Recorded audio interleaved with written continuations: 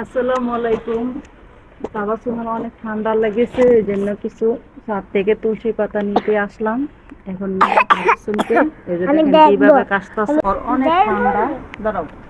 আর অনেক ঠান্ডা, এই কারণে কিছু তুলসী পাতা নিয়ে এগুলা রস করে তো তাবাসসুমকে খাওয়াই দিব। তারপর তাবাসসুমের মানে কিছুটা কাশ কমবে। আমি এই তুলসী পাতা থেকে অনেক উপকার পেয়েছি। আর আম্মা যখনই ঠান্ডা এগুলা লাগে কি তখনই আমি করা? নিয়ে তুলসী পাতা খাওয়াই। কাশলে তারপরে ওর কাশি অনেকটা কমে যায়। এই কারণে কিছু তুলসী পাতা নিতে আসছি ওকে নিয়ে।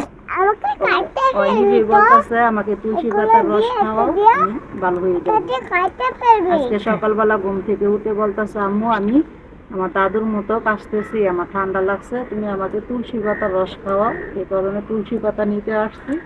এখন এগুলা নিয়ে উম, পাতা পাতাগুলো ছেঁচে রস করে ওকে খাওয়াইয়ে দেবো।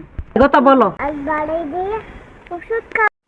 এই যে দেখেন এখন রস হয়ে গেছে। এই রসটা তাবাসসুমকে একটু আদা মিলিয়ে এখন খাওয়াইয়ে দেব।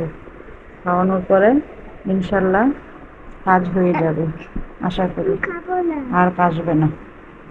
আমাদের তো চামচটা, এই যে দেখেন রসটা ছেঁকে তারপরে ওকে খাওয়াই দিব। খাওয়ানোর পরে ইনশাল্লাহ আর কাশ কমে যাবে।